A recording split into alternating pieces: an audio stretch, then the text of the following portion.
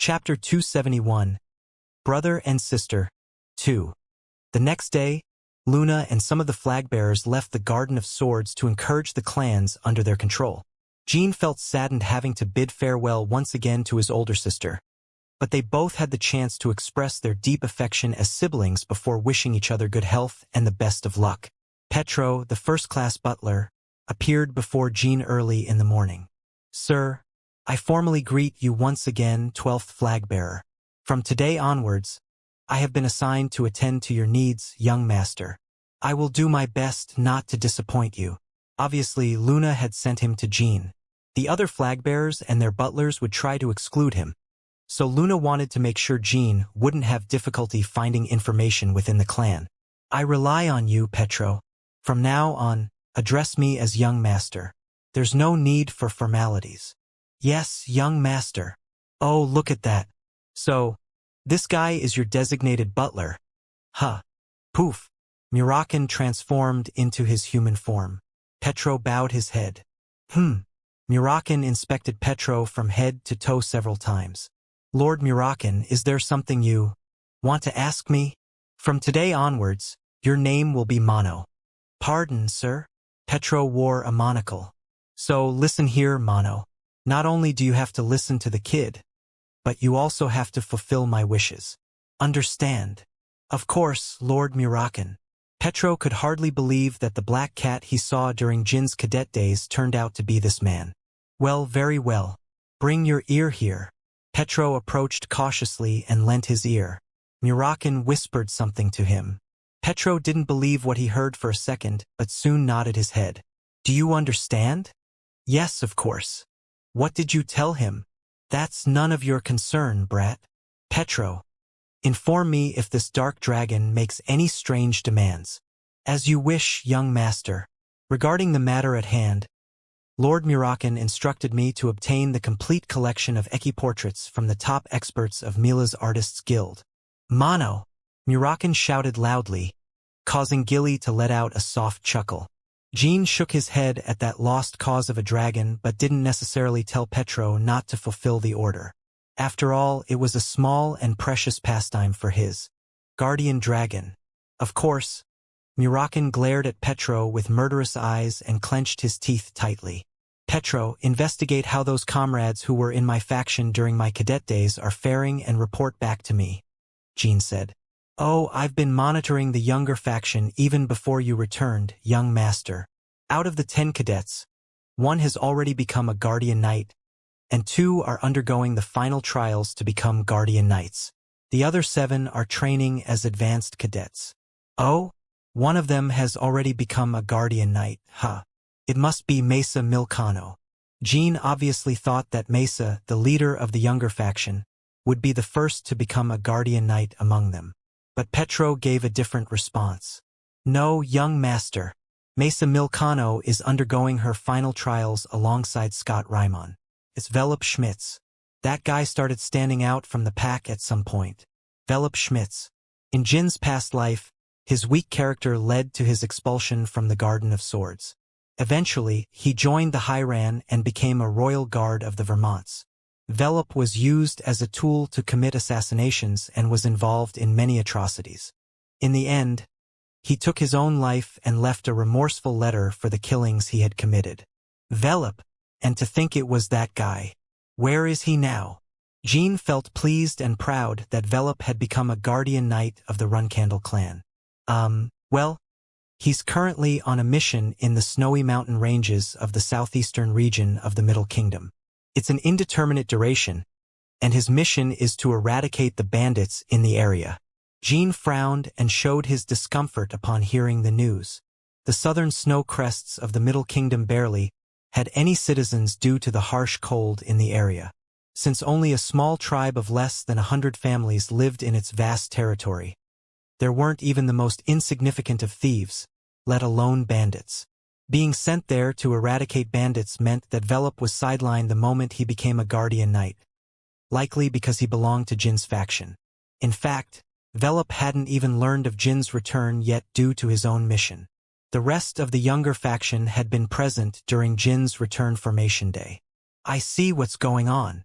Should I Put Velop's recall from the mission on the agenda for the next flag-bearers meeting. No, leave it be. If we force his return, it might raise suspicion. We must wait for him to return with some achievements. But there are no bandits there, young master. Even if there were, eradicating bandits is not something that Guardian Knights should frequently do. There will be enough justification to recall him. May I? First-class butler Petro? Yes, young master. Petro bowed his head, his tone changing. We should always deliver results that surpass everyone's imagination. It's not enough to offer flawless results occasionally. We must show unexpected results every time we face our enemies. If we can't, we will never be accepted. That means we can't do things the way others do. Small imperfections were critical flaws, and great achievements were mediocre feats. That was how Jin's enemies planned to treat Jin and his people. And Jin decided to earn the acceptance of his enemies and bring them to their knees. I will keep that in mind, young master. Do you have a prepared list of first-class wanted criminals and above that the flag-bearers can access? Yes, sir. Bring it to me. Petro hurriedly fetched the document. Jin scanned through it and made a list of about 5 criminals. Fyric, the apostate knight of the Vankila, Jack Glow, the rabid dog of the Western Vermonts, Panta, the assault leader of the Crimson Tigers. They're all still active, huh? Jin smiled as he scanned their names and sketches. It reminded him of the conversation he had with Dante and Baradin in Samuel back in his days as a reserve flag-bearer. Those guys were excited about the idea of joining that adventure. I know Dante has been fine all this time, but Baradin, I'm worried about him. I wonder how he's been. He wanted to contact them immediately if he could. But he couldn't contact the princes of hostile nations right after coming to the Garden of Swords. He shouldn't make contact until there was an opportune moment to meet them without arousing suspicion. Take the list of wanted criminals I made and go to the free city of Tychon. Give it to 2 guys named Kazan and Yulian and tell them to search for the traceable ones among them and discreetly lead them to the snow-covered ridges in the southeast of the Middle Kingdom. Understood, sir. There must be no civilian casualties or damage in the process. They must also keep the criminals unharmed and ensure that they are not discovered for guiding the criminals. Not even by Velop. The achievement must be solely attributed to Velop. I will instruct them word for word. But would Velop be able to handle such major villains? He has just become a guardian knight. If it were possible to guide those criminals to a specific area, they would have been caught centuries ago. Petro refrained from asking because he felt a mysterious authority in Jin.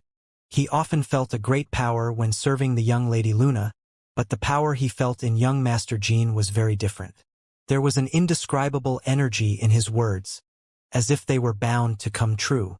It was quite similar to the strength in Patriarch Siren Runcandle's words. Of course, the power in Jin was not as strong as Siren's, but Petro perceived that Jin shared a similar kind of authority to his father's. Starting today, journalists from all over Huffister will begin to spread articles about me. Make sure that all the articles circulated by the press, that you can control, go through a final check by Dino Jaglin, each and every one of them. Understood, sir. What should I instruct Dino to focus on? Tell him to emphasize the fact that I am Soderette and Tessa's contractor. Make sure he uses simpler words and phrases than the rest of the bulletins. Delete anything that mentions clan traditions. It should be easy enough for children to read, but it should have a certain class. Jin wanted to promote the fact that he was a magic swordsman in the simplest way possible.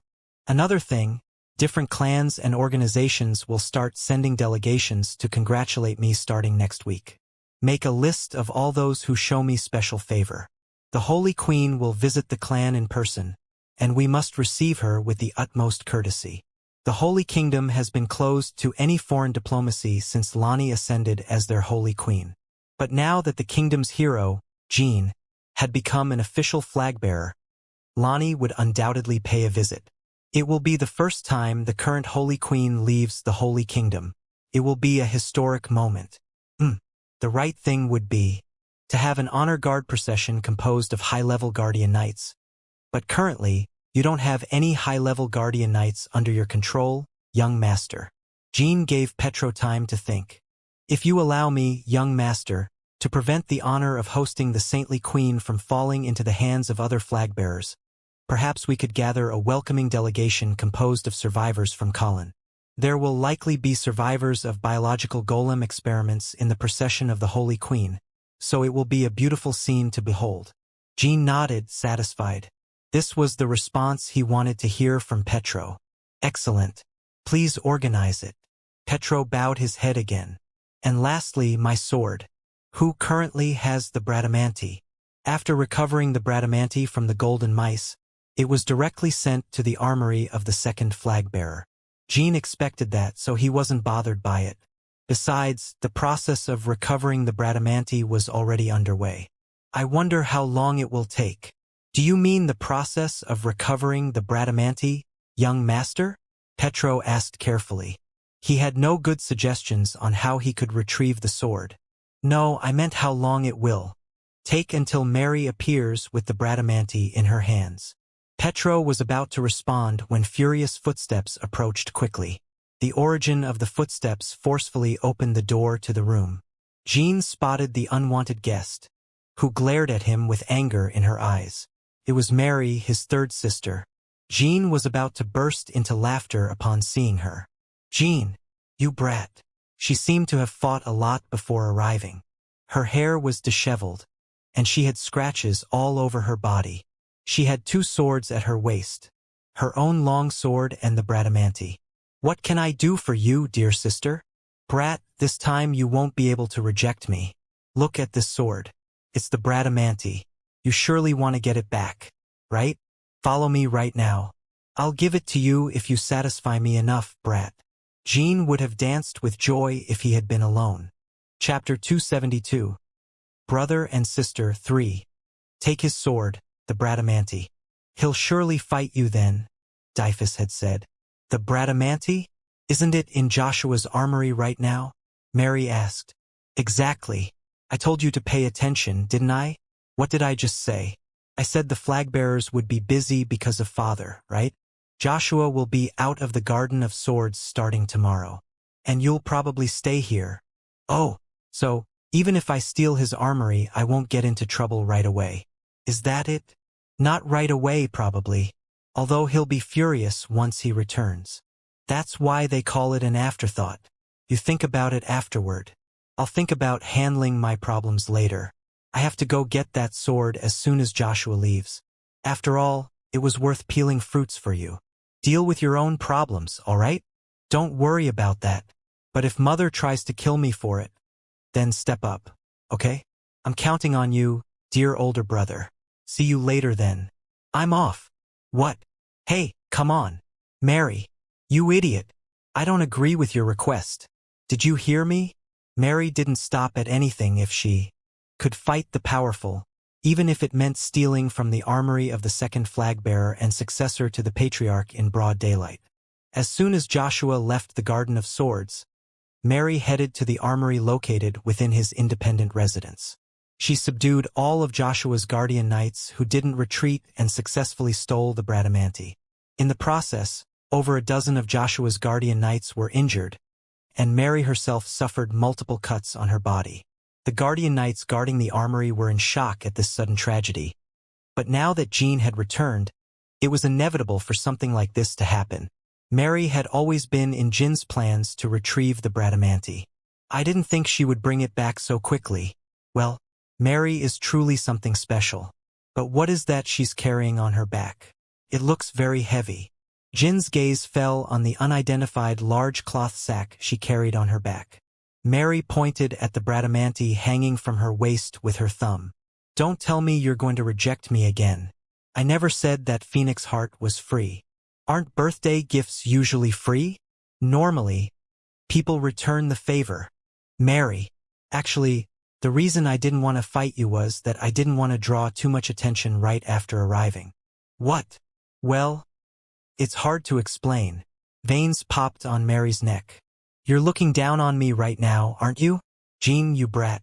Uncle Jed told me you were crazy, but I had no idea you were this cool. Another commotion was brewing in the hallway. We've found the 7th flag bearer. Retrieve the object at all costs. Lady 7th Flagbearer, please stop playing around and return the sword. Oh damn it, have they caught up to me already? Hold it right there. I'll stab you if you come any closer. Jean didn't expect things to escalate this far.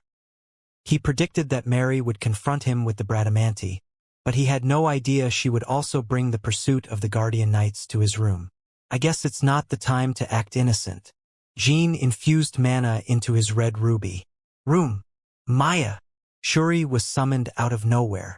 Mary's eyes widened. Let's go, Mary. Jean hopped on Shuri's back and reached out his hand to Mary. When Mary grabbed his hand, Jean realized that the sack on her back was much heavier than it appeared. Meanwhile, Gilly and Petro quickly opened the largest window wide enough for Shuri to jump through. Shuri leaped. In an instant, Gilly and Petro's collaboration in opening the window proved futile. Shuri's large size caused it to bump its head against the window frame and fall flat on the ground. Meow. Jean tried to conceal his embarrassment and retracted Shuri back into the red ruby.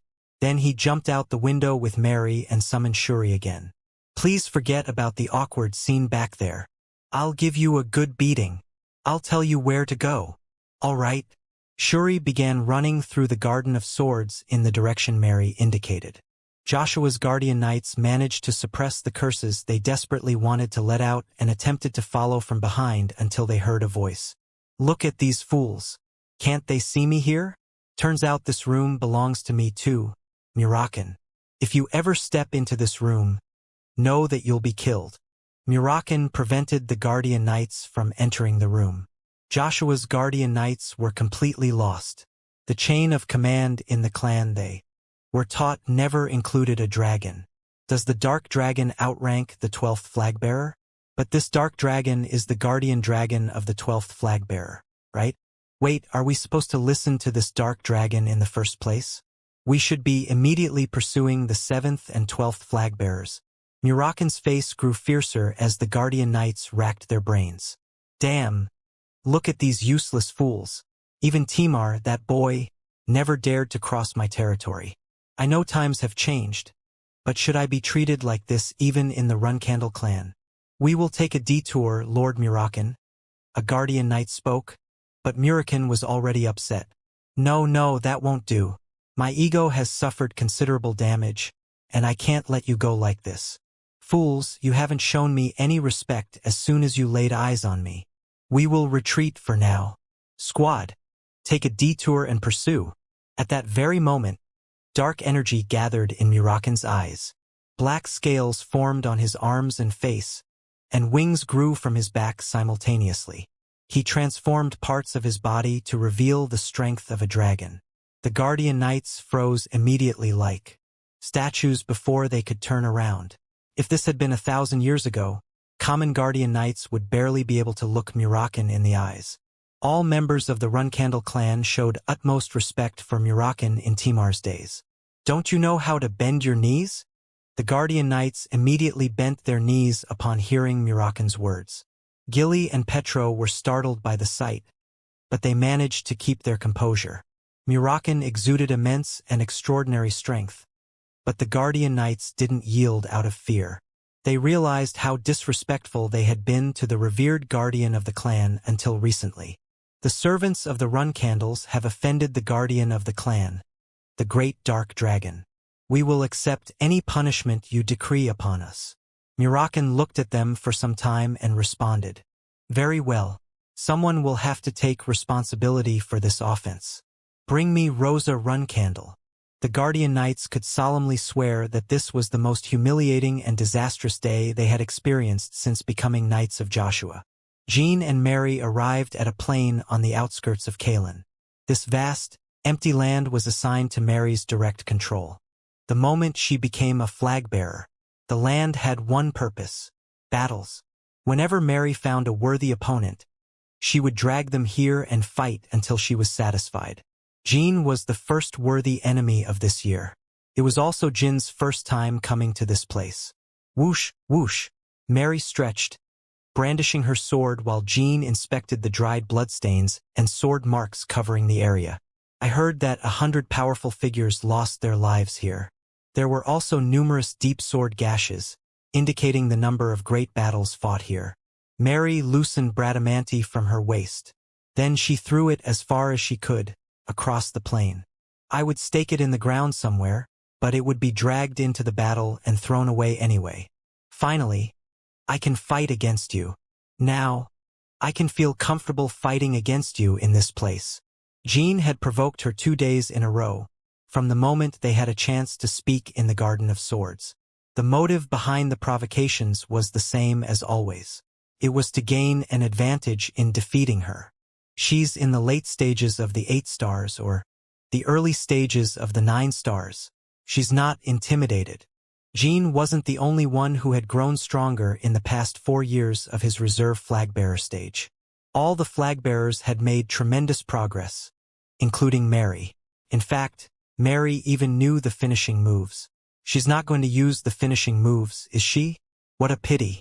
I did everything I could to provoke her until now, but she regained her composure along the way. No veins were popping on Mary's neck anymore. She looked at Jean calmly. Dear brother. Yes, Mary? Did you know? Know what? Mary burst into laughter. I killed you at least 30 times along the way. That's very strange to say. How is that possible? She revealed the dagger she had hidden in her sleeve. While riding that cat behind you, this little dagger could have explored every nook and cranny of your body if I wanted it to. I didn't want our reunion to end in such a boring way. Jean simply observed his third sister speak triumphantly and didn't respond for some time. People used to have a misconception about Mary Runcandle, the fiercest person in Huffaster. They thought of her as a martial artist who always sought to fight cleanly. But that couldn't be further from the truth. Mary did everything to win. She simply lacked talent for schemes and plots, so she stayed away from them. But she never hesitated to use veiled threats, poison, or ambushes. In that sense, Mary wasn't lying when she said she had been soft on Jean, although it was only half true. And that's exactly why I told you earlier. How strange. Did you think I didn't notice those little things? Jean had been aware of Mary's dagger throughout the journey. It was quite an exhilarating experience, and the threat was enough to make him break into a cold sweat. Mary licked her lips with satisfaction at his response. Uncle, I'm proud of you. If those fools from Tana had said those words, I would have smashed their jaws. But you are genuine. You sound quite convincing. It doesn't seem like you're bluffing. Thank you. Let's start now, my dear brother. Before we do, I almost forgot something. Mary finally let go of the heavy sack she had been carrying on her back. Even Jean couldn't believe his eyes as she began to unfold the sack. This is insane. These are mana bombs, and they're anti-personnel type, the most powerful ones. Each of the blue clumps the size of an egg filling the sack was as potent as a 7-star attack spell.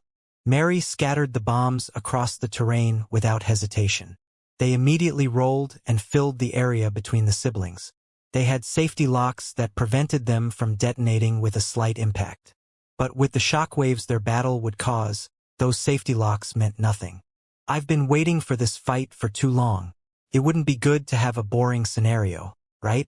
I spent the whole night trying to think of how this battle could be more satisfying. Haha, come at me, Jean. Chapter 273, Brother and Sister 4. The mana bombs thrown by Mary rolled and scattered. Although they appeared to be small and innocent blue eggs, each one of them could end the lives of dozens of humans in an instant. How many of these are there? How is it that one almost forgets about these things? There were at least 200, according to a rough estimate. Certainly, there wouldn't be too many people in the world crazy enough to request a battle with such lethal things scattered all around. The plains, which until a few moments ago had been nothing but empty space, were now a death arena. Don't tell me you're afraid now. We've come this far. Don't disappoint your older sister. Xing. Jean unsheathed Sigmund. Mary grinned widely upon seeing it. Regardless of one's mastery, seeing him react like this would send shivers down anyone's spine. Fortunately, Jean was able to conceal his surprise. Yes, that's right. Mary gradually raised her energy, causing her short and fluffy hair to flutter in the air. Her eyes shone as if she were looking at her beloved, but they were filled with the spirit of battle and killing intent.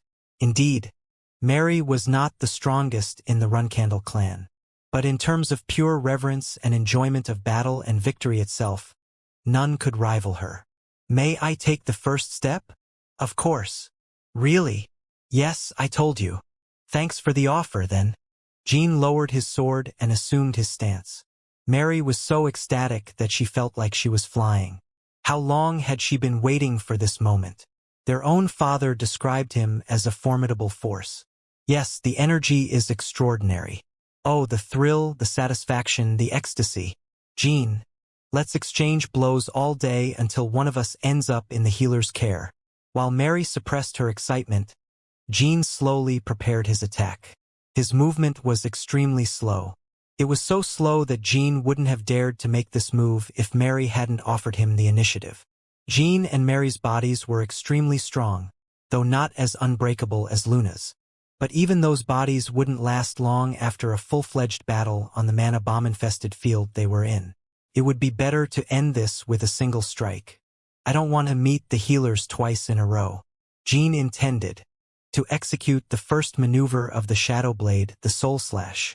He had trained the Soul Cut every day during the year he spent in La Ferosa. But, of course, he was nowhere near mastery, which would allow him to stab the enemy's soul itself. But Jin's Soul Slash had made a tremendous leap with training. He was skilled enough that he no longer had to tell himself to launch it like before, and the attack was now more deadly. But if they gave him enough time to repeat the phrase like before and align his shadow energy, he could do much more. He could even create a deadly force capable of threatening transcendent masters like Luna or Vanessa. Therefore, assuming Mary would wait for him to make the first move, Jean could bring her to the brink of death with a single blow. Sigmund's pale blade began to turn black. Shadow energy. It must be Soderet's power. This is quite dull compared to the excitement I felt when I first unsheathed the sword. No, it's not just dull. It's too weak. I don't feel anything at all. 5 seconds passed in that state. Mary still seemed to have detected no threat. After 10 seconds like that, she was about to get angry. She wanted to yell at him and reprimand him for doing nothing. It was her natural fighter's instinct that instantly told her that the shadow energy gathering in Sigmund was dangerous. That's an interesting sword technique. It emits no pressure at all, but it sends shivers down my spine. Mary's instincts were always right, and this is what her instincts told her. If she gave him just a few more seconds, she would be defeated in a single blow. Hey! Mary suddenly closed the distance between her and Jean. She reached him in the blink of an eye and made a vertical slash. Ching! Jean had no choice but to stop the movement he was making and parry the attack. Mary, I thought you said you'd let me make the initial move. Don't push it too far, you shameless brat. I don't know what you were trying to do, but I know it was something beyond my capabilities. That's a misunderstanding. How could I know techniques like that if I haven't even been taught the final moves? Anyway, I'm not letting you start with moves you can't even use in real fights. Mary's eyes gleamed dangerously as she continued with more sword techniques. She dazzled Jin's sight with highly variable and destructive swordplay. TSK, that didn't work. She would never have felt the power of the shadow energy. Did she sense it by instinct? Jin's shadow energy was currently at 7 stars. Shadow energy was stronger than ordinary powers like aura or mana by 2 star grades, which meant that it could gather a destructive force of a 9-star aura or mana with just his shadow energy. But that wasn't the only advantage of shadow energy. Unlike other forces, highly concentrated shadow energy emitted no presence. It was the same principle by which shadows had no weight, regardless of their size. However, Mary sensed the tremendous power of the other side of the energy that didn't emit presence, and Jean was forced to change his plans. Come on. You're the one taking this too far, Mary. We're not fighting for our lives. Why would you scatter bombs everywhere? Haven't you heard of my old nickname? The Crazy B***TCH of the southern continent? Jean asked. Yes, I really like that name. Much more than being called Mistral. Mary these days. Yes, the Crazy B***TCH suits you better. Jean struggled not to add that remark and instead corrected his posture. Luckily, Jean had considered the possibility of interruptions, so he didn't end up with an overload of shadow energy. Shick, swip. Mary began to release waves of blades around her. Jean took a step back and focused first on his defense. The mana bombs were getting on his nerves. If he didn't carefully neutralize the sword waves, the bombs would detonate. And if even one exploded, a horrifying chain reaction of explosions would start. Mary burst into laughter. Their auras projected a dazzling play of lights in the air. Every clash of swords caused sparks and shockwaves that spread through the area. For now, the shockwaves only scattered the bombs. But the unpredictability of their potential detonation sent chills down Jin's spine. Mary's alias of being the crazy B*TCH seemed quite fitting. Jean fought with a thick aura barrier around him, but Mary was busy launching fierce attacks as if she didn't see the bombs surrounding her. In fact, she almost seemed to want them to explode as quickly as possible. Is Mary the excessively sane type, just like Luna? Luna was unaffected after the initiation ritual with the singing stones. Perhaps the high-grade anti-personnel mana bombs only left scratches on Mary's body even if she received them without any shields. Ooh-hoo-hoo. Wahahaha. You blocked them so well. This is deadly. Swift, swip, crack. Mary's sword suddenly began to whip around like a whip. Her favorite sword, Viper, appeared to be an ordinary longsword, but by unlocking its internal mechanism with aura, it turned into a chain sword. The sword flew at a right angle and suddenly extended, bent, and twisted. Jean was dazzled by her attacks. The chain sword struck the ground every time Jean evaded or parried. It scraped the earth and rocks, sending them flying. Meanwhile, the bombs vibrated as if they would explode at any moment. The detonations were inevitable. Jean saw a bomb right under his feet forming a tiny crack in slow motion. Damn it. Jean sighed and raised his aura. Due to the side effects of failing in his soul slash, he couldn't unleash the shadow energy. This would have been easier if he had brought the dark light armor. But the dark light armor was horribly damaged during training in La Ferosa. He had to rely on his aura barrier and the rune of Myulta. Once the bombs start detonating, Mary will also suffer the damage. I just have to recover before her and attack first. Huh! Jin's eyes widened. He saw it. The legendary silver armor hidden under Mary's coat. The silver light armor. This armor, created along with the dark light armor, was another masterpiece of the Minche Smithing Association. Indeed, Mary was sticking out her tongue with a euphoric expression on her face. From the beginning, she hadn't wanted to face Jean fairly. The mana bombs weren't placed just for thrills. You're not the only one who knows how to provoke others, Jean. Mary smiled pleasantly, and Jean clenched his teeth. The truth was, it had been a long time since Jean felt tactically lost and provoked against his will. He had no idea he would fall into such things against Mary. He was caught off guard. The chain reaction started with a deafening explosion. The bombs certainly lived up to their high-grade anti-personnel purpose. These bombs Mary prepared were not only highly explosive but also filled with metallic shrapnel, just like the singing stones. The singing stones had limited power since they were constructed for training, but these mana bombs showed no mercy. Boom! Clang! Swip! Pew! The explosions and flying shrapnel headed towards Jean at a speed intended to tear him apart. The metallic shrapnel pierced through the shield barrier and tore through his body. If he didn't have the blessed run-candle body, he would have been minced in a matter of seconds. And that wasn't all. He had to deal with Mary's continuous attacks once again. He had a relatively smaller area to protect, thanks to the armor, and could move relatively freely. Of course, the armor wasn't perfect. The shrapnel also lodged into his body. Clearly, that was followed by a pain that invited curses as a reaction. But Mary was the kind who went for the jugular in exchange for a limb. Anyway, Jean was already at a disadvantage against her. I know these won't finish you off, but you'll have to risk a serious injury at the very least. Then, I'll slowly tear you apart until I defeat you. The adder chain sword flew without losing its strength, even amidst all the explosions. She couldn't accurately target the critical points due to the smoke, but Mary felt the thrilling sensation of piercing flesh from time to time. The explosions lasted for 3 minutes. Civilians and most martial artists would have been obliterated by the prolonged and powerful explosions. Mary stood up and gasped as she waited for the dust to settle, hoping to see the tatters of her younger brother. Once the dust cleared, she could see Jean on one knee, completely motionless like a statue. His body was drenched in blood, and he was coughing up blood as well. "Are you okay? Have I gone too far? If you feel like you're about to die, let's stop here." Mary wasn't the type to say those things. Mary immediately covered her chain sword with a new layer of aura. There was no need to lower her guard before she was certain she had crushed her enemy. "Brother!" Mary's eyes gleamed again at Jin's call. "Yes, my dear brother. You can still go on, can't you?" Jin slowly lifted his head and finished his sentence. "I'm going to kill you." Chapter 274.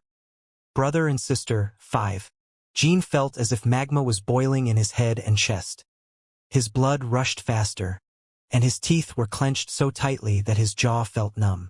It wasn't due to the pain he endured from the explosions and shrapnel tearing through his body. It was because of the explosive fury he felt towards Mary. Jean spat out blood-filled saliva and tore off the burnt shreds of clothing stuck to his skin. His flesh was seared red-hot and stung with incredible pain, but it was nothing compared to the pieces of metal now lodged deep within his body. Some of his bones and joints felt loose, but he managed to avoid any critical injuries to his internal organs thanks to his blessed body and the blood of the battle god. With all his heart, he truly wanted to kill his third sister. Mary seemed pleased as she combed through her disheveled hair, seemingly innocent of her intentions. "Did you say you wanted to kill me?" He nodded. "Who taught you to say such sweet things?" Come on. Come at me." Even Jin's murderous intent made Mary happy. To Jean it felt like something Yona would say, except Mary had never secretly left green roses tied for Jean like Yona had. Apart from the gift of the Phoenix heart, Jean didn't owe her anything, and by now that debt could be considered almost completely paid off. "Let me ask you something in advance." "What is it?" "It seems you're fully satisfied, judging by your reactions. Allow me to offer you a chance as well. How about you return Bradamanti now and we end this here? What do you think?" Mary wiped the joy off her face and abruptly put on a cold expression. "That won't work at all." "Satisfied? No way. Not at all." "Understood. Then I'll consider the debt settled since I offered. And now I'm starting to get curious. Are you really the crazy type? Or do you just act like it? If it's the latter, I won't save you even if you beg for forgiveness later." Sigmund lit up in blue as it absorbed the lightning energy. Mary was picking out the embedded pieces of metal from her body when she caught a glimpse of the new power Jean unleashed. She almost screamed with joy. Yesterday it was revealed that Jean was Soderet's contractor, but his use of the mysterious lightning energy had already been revealed in the Holy Kingdom incident. Therefore, Mary was more curious about the lightning energy than the shadow energy because she wanted to know how powerful the lightning energy was, as both Zippel and Vermont had coveted it until it was revealed that Bammel was Jean. "Come on, show it to me." Before she could finish her sentence, lightning struck Mary's head. Sword of Legends. Lightning. This was another technique Jean had practiced in La Ferosa every day, along with the Shadow Blade. Jin's lightning energy had also become denser. A hole appeared where the lightning struck. Mary instinctively moved aside to avoid it and even threw the chain sword to counterattack. Jean wasn't going to take it easy anymore. It wasn't even a fight to the death. But Mary was the first to make fierce moves in a mere sparring match between flagbearers. That was supposed to be Jin's move most of the time. He had to dodge and block all the persistent sparks of lightning while trying to close the distance between them. Is she trying to fight from a distance? Yes, if I could wield such lightning after being injured like that, I would also seek distance. She's going to make it rain lightning, and when she sees an opportunity, she'll probably unleash waves of blades. But Mary had forgotten something. Jean wasn't just a swordsman who wielded lightning energy. He was a spellcasting swordsman. Why is he closing the distance now? Does he also feel safe at close range? Or is he finding it difficult to wield the lightning? Since Jean left Tessing as a provisional flag-bearer, his enemies often started to recognize his magical prowess after experiencing this spell. The hidden move of a great magician whose name had been erased from history by the Zippel clan. The ancient light magic that had been lost. Photon cannon. A strong light burst from Jin's hand. Mary instinctively screamed in response. My eyes. Feels like they're burning. That's right. That brat. He's a magic swordsman. Mary managed to cover her eyes as the photon cannon fired. Jean trained for more than just the Shadow Blade and the Sword of Legends in La Ferosa. He underwent extremely rigorous magic training and had to endure mana reflux several times. As a result of his training, Jin's magical prowess was already approaching the final stage of the 5-star rating. Thanks to that, the power of the photon cannon was on par with Tsenmi's level. Unless the enemy could defend against it with full knowledge of what was coming, they would undoubtedly have trouble. An extraordinary genius came back to life to live it once again, went through countless trials, met all sorts of powerful people, and never felt satisfied with his achievements, not a single day. There was no way Jean could be weaker than Mary. Swish! Obviously, Jean didn't miss that brief moment when Mary flinched. He switched from lightning to despotism and thrust his sword at her neck. Wow, he really is trying to kill me. Mary realized those weren't empty words as the blade grazed her neck. Of course, she could only feel elated, like someone who had won a huge lottery prize. Zaz! This time, Jin's low kick struck Mary's thigh. She stumbled a bit and lost her stance, while Jean immediately switched from despotism back to lightning. She let out a cry as the lightning grazed her, but Mary also demonstrated why she was a run-candle flag-bearer. She punched the side of Sigmund with her fist and headbutt Jin's head. His skull and the rune of Myelta collided. The artifact could easily block the blow of a 7-star knight, but surprisingly, Jean felt the impact of the attack reverberate through the inside of his helmet, ringing in his skull. This is crazy. What's with this headbutt? If he hadn't been wearing a helmet, Jean would undoubtedly have received most of the damage. But that wasn't all. The reason she used her fist to strike outside of Sigmund and headbutt instead of using the chainsword was that all of that was just preparation for the true strike. HRT. Schluck. The chainsword snapped and cut Jin's chest. In return, Mary's wrist received a slash from Sigmund, almost making her drop the sword. If someone said this bloody battle was the clash between siblings who had just seen each other for the first time in 4 years, without grudges or affections between them, no one would believe it. But the additional comment that those two were run-candle flag-bearers could make people start nodding their heads. This was closer to the true form of the rank war that their ancestors after Timar had hoped for. Die! Mary shouted as she looked at him. Her sword movements became fiercer despite the injuries she received. Jean didn't back down and wielded Sigmund with equal strength. Mary's sword movements sent sharp aura splinters flying, while Jin's launched energy bolts into the air. The fight was at a stalemate. Sigmund and Viper exchanged several sword strikes in a second, but neither managed to attack without allowing the other to do the same. If one was slashed, the other was stabbed. The first to lose concentration would fall after a critical blow. Wahaha! The tip of your sword is quite ferocious, my dear brother. Of course, each had their secret weapons. Mary concealed her final moves, while Jean refrained from using the battle god's techniques. If I use the battle god's techniques, Mary will undoubtedly die. Or perhaps he could be defeated by his sister's final moves. Given the power of Runcandle's final moves, it was undoubtedly possible. But the key point was the fact that Jean had many more cards to play.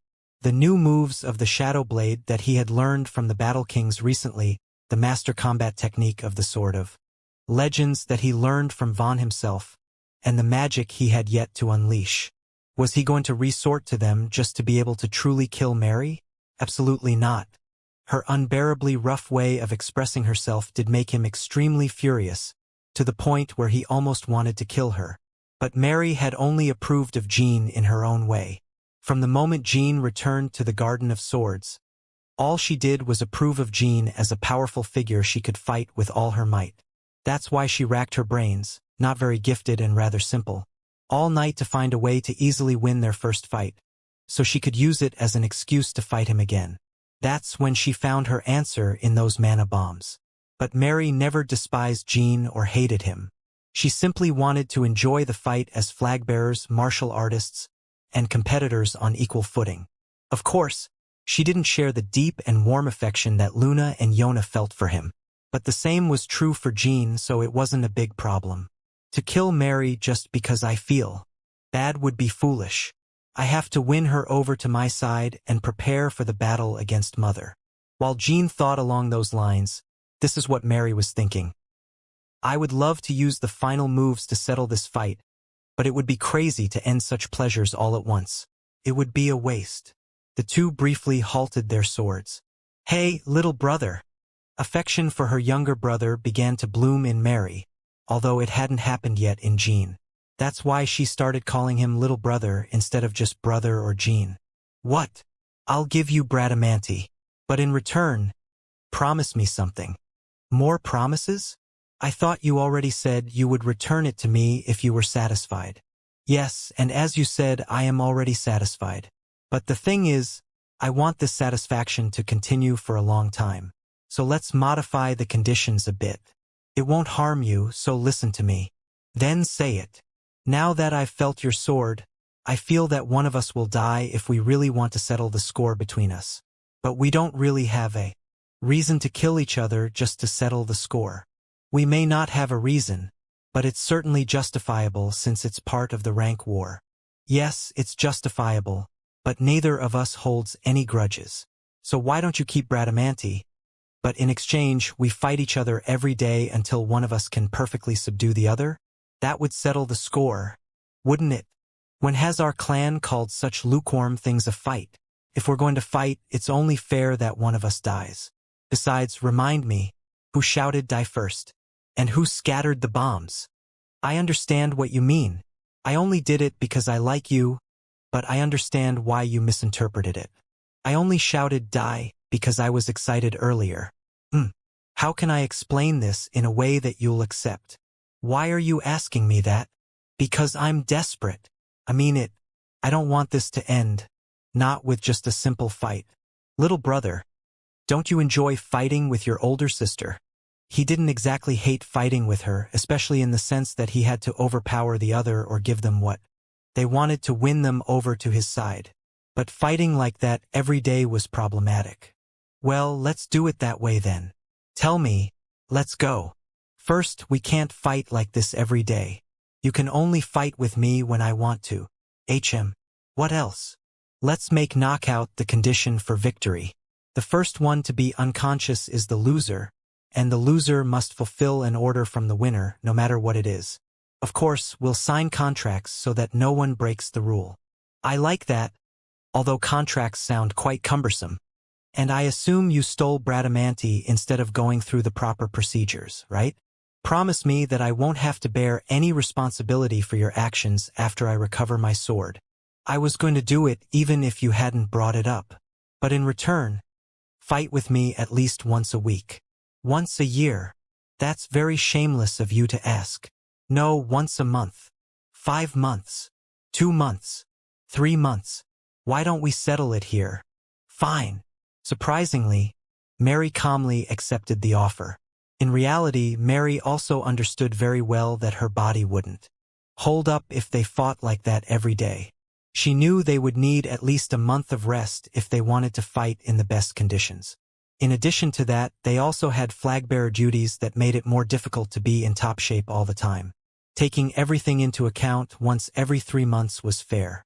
So let's write that contract after we finish what we were doing, little brother. Agreed. The two continued their bloody battle for another 30 minutes. And they were both taken to the healer's office together and had to receive intensive care throughout the day. But when the treatment was over, Mary had an expression of ecstasy on her face, as if she had just woken up from a wonderful dream. Chapter 275. Congratulations, delegation. An unexpected encounter 1. I only greeted you after the clan members offended you. I should have been more present. Rosa spoke as she set down her teacup. She was in Jin's room after receiving the report from the Guardian Knights. Yes, you should have been more present. Don't you think you and your husband should have greeted me when I woke up and came to the Garden of Swords? But the patriarch left without acknowledging me, and the servants were rude. It made me feel upset in more ways than one. I will take measures to ensure that everyone in the Garden of Swords treats you on par with the great elders from now on, Lord Murakan. Murakan's eyebrows furrowed at the mention of being on par with the great elders. He was annoyed that he was only treated as a great elder. But Murakan decided not to dwell on the good old times. Not only had he not fully recovered his powers from his prime, but also 1,000 years had passed since Timar's death. When Timar founded the Runcandle clan, Murakan was closer to the heart of the clan than anyone else. But now he was almost a stranger. In fact, he was clearly on hostile terms with Rosa, who wielded most of the clan's power. Everything is different from 1,000 years ago, not just the landscape but also the people. Timar, I miss you, old friend. Murakan suddenly laughed. The Runcandles sure have changed.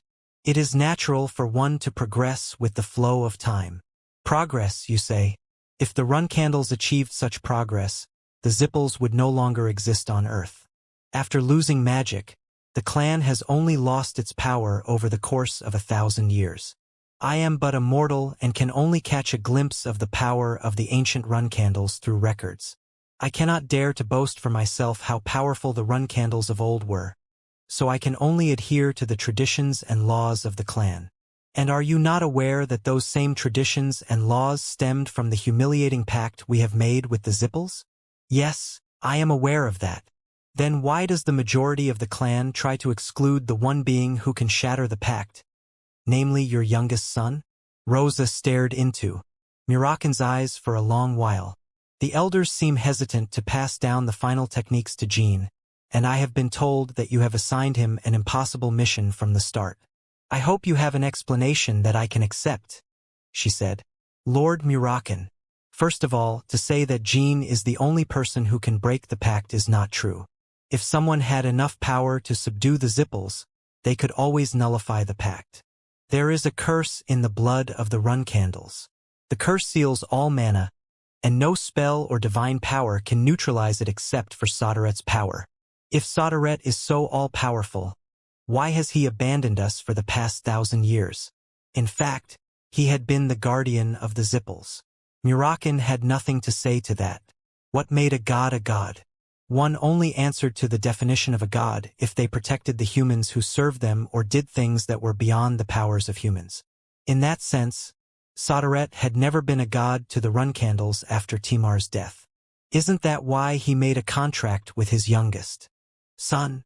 A contract may help Jin grow his personal strength, but I wouldn't say it means much for the greater perspective of the entire clan, unless he intends to descend upon us to rid us of the curse.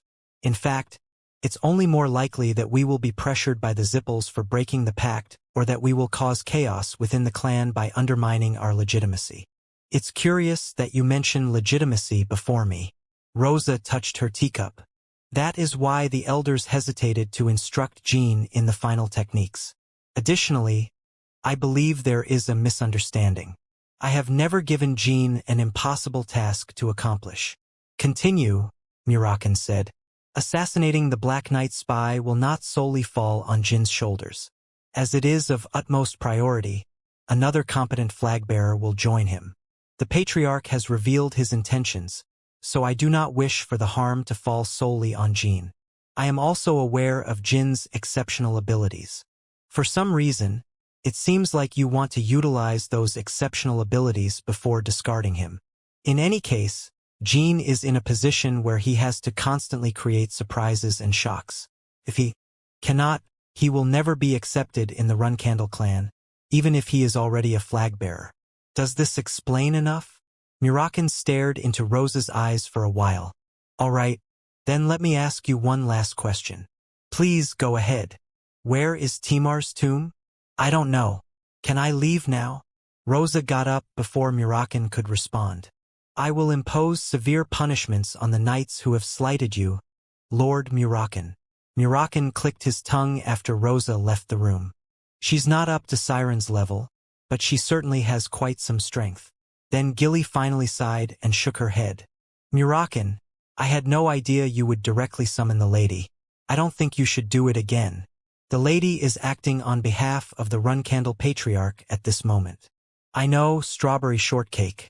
I just wanted to have a conversation with her myself to get an idea of what the boy's greatest enemy is like. You have no idea how terrified she was. I was worried the lady might reveal how offended she was. I knew she would have some class. Anyway, you need to stop embarrassing the lady in front of others. If something goes wrong, she could send you to the clan's courts. Even if it's you, Murakin. Oh God! Gilly suddenly shivered and stopped mid-sentence as she looked out the window. She saw Rosa exiting the building and slashing the Guardian Knights. The blood of the Guardian Knights splattered in the intense sunlight shining in the Garden of Swords. They were the Guardian Knights who had offended Murakin in their pursuit of Mary. Rosa's face was expressionless as she took them down. Her sword was swift and precise as it cut off the arms and legs of the Guardian Knights. As for the leader of the pack, she severed his head. Fell to the ground, but Rosa didn't even look at it. Gilly covered her mouth in shock, and Murakin saw her only after it happened. Obviously, it was a warning to Murakin. She was warning him that he wouldn't be treated as the guardian dragon of the clan if he summoned her again. Rosa continued on as if nothing happened, and the servants hurried to retrieve the corpses of the dead and transport the wounded. Gilly told Jean about the bloody scene that had occurred during the day when he returned from his treatment. I have never seen the lady punish the Guardian Knights like that. I'm worried that everyone in the clan might feel intimidated for a while, she said. Anyway, they are Joshua's knights. In any case, they would have died or been injured by my hands at some point. But Mother was tough on them. They still served the clan faithfully. She treated them harshly for no reason. Do you think she did it out of anger for how Murakin treated her? No, it's not that. Mother's intention is clear. She is trying to warn others in the clan not to meddle with me. She's implying that they could very well be severely punished for the most insignificant things if it involves me. Murakin chimed in. I've been thinking about this for a while, but she's no mother, brat. Things were tough back in Timar's time too, but we still felt affection for our families and our people. We had a strong bond among us. We still have those bonds. It's just that the bond is not shared by the whole clan and is only sporadic. Besides, why are you surprised? It's nothing new. Gilly send condolences and compensation to the family of the Guardian Knight who died today. Do it discreetly, and don't mention my name. The dead knight served Joshua, so he was clearly an enemy of Jin's. But in the broader sense of things, he still belonged to the Runcandle clan. An enemy but part of the clan. His death was the death of an enemy, but at the same time the death of someone from the clan. Therefore, Jean thought it deserved a certain level of respect. While he didn't need to pay attention to such matters when he killed Joshua's knights in Samuel because he was a provisional flag-bearer, now he was a flag-bearer. He had to take responsibility for the deaths of clan members, even if no one acknowledged him for doing so, nor did he desire it to be known. Of course, only in the case where the deceased didn't betray the clan or harm anyone in Jin's vicinity. Yes, young master. I will take care of it discreetly. And congratulations. I see you have recovered your sword. I had to go through mana bomb fields just to retrieve it from Mary. I even seriously considered killing Mary at one point. I believe young Lady Mary will become a strong ally by your side, young master. And also, Elder Jed sent a message earlier. He wants you to come after the congratulatory delegations leave, young master. All right. After that day, Jean focused on private training without getting involved in any particular activities. Upon returning to the clan, he caused a series of controversial events, so he felt the need to lay low for a while. Meanwhile, the rumor that Jean had defeated Mary spread throughout the Garden of Swords, and the news of him becoming a flag-bearer also circulated in the world. It was natural for the Garden of Swords and the world to be stirred up once again. Dino followed Jin's instructions to the letter when writing his articles, while Kazan and Yulian made sure that Jack Glow, the rabid dog, and Fyrak, the apostate knight, guided them to the snow-covered ridges in the southeast of the Middle Kingdom. Like the eye of the storm, Jean was the only one whose life remained calm. It was February 15, 1799. Delegations to congratulate Jean began to arrive at the Garden of Swords.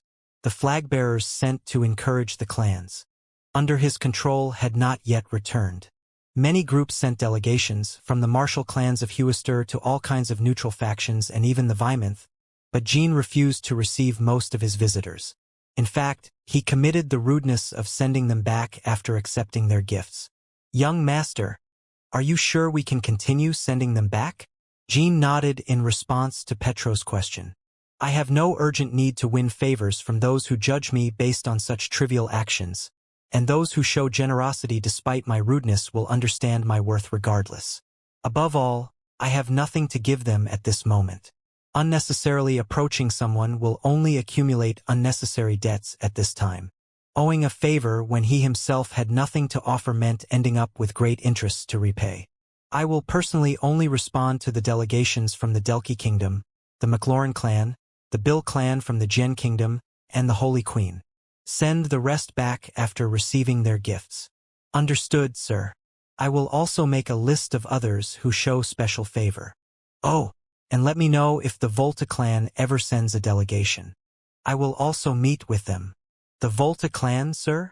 The Volta clan was one of the poorest noble clans in Huister, and to say that a clan was poor in Huister meant that there were no notable martial artists in the clan at all.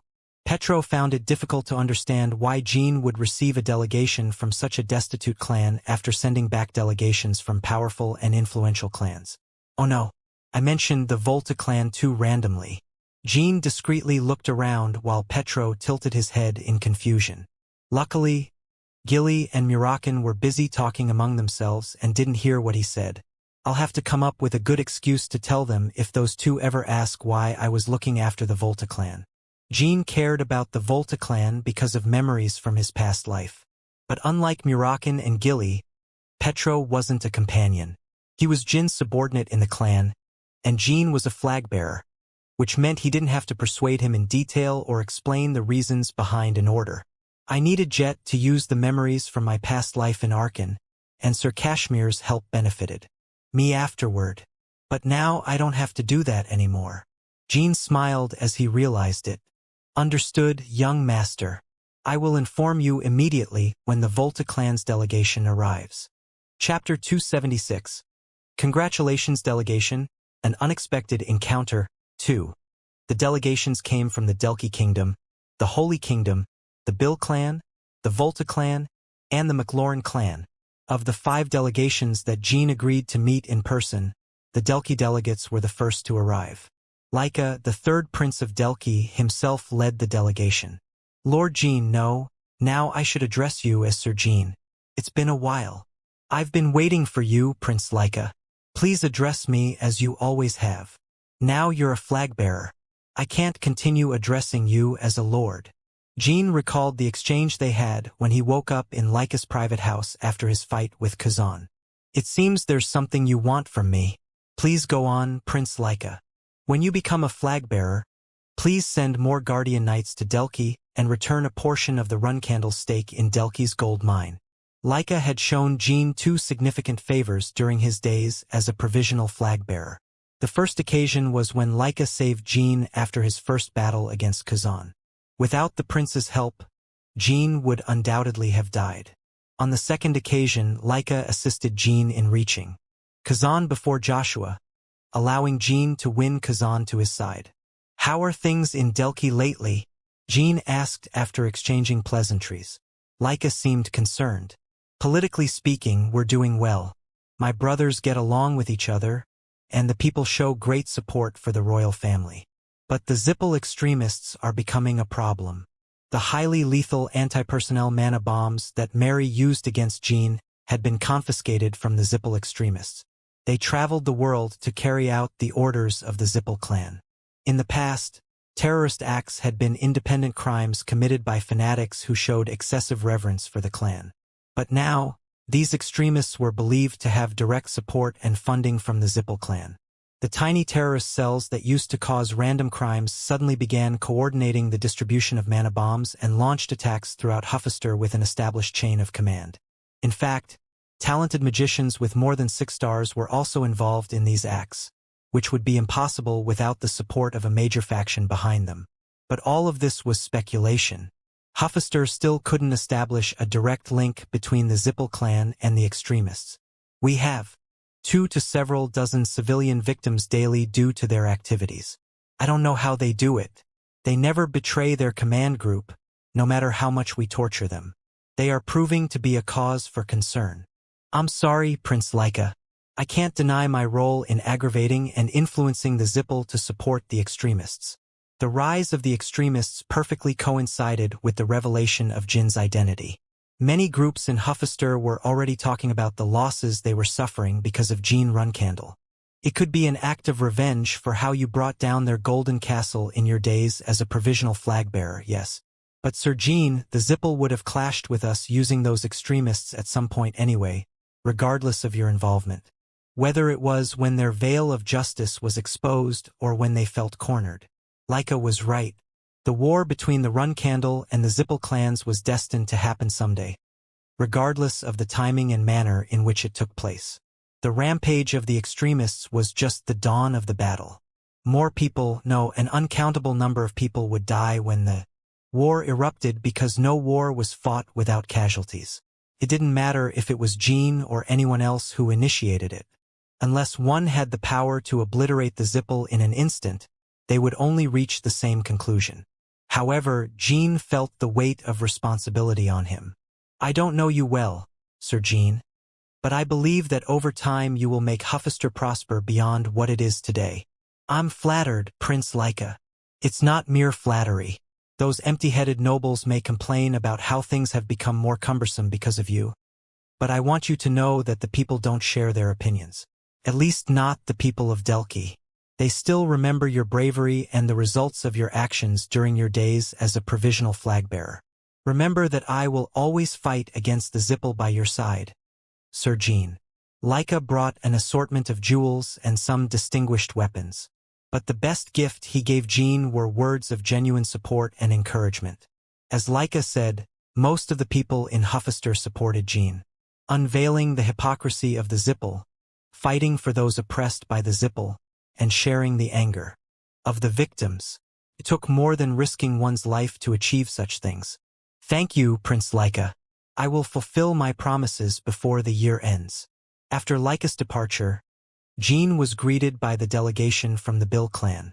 He rejected the delegation from the Jian royal family but received a visit from the Bill clan's delegation.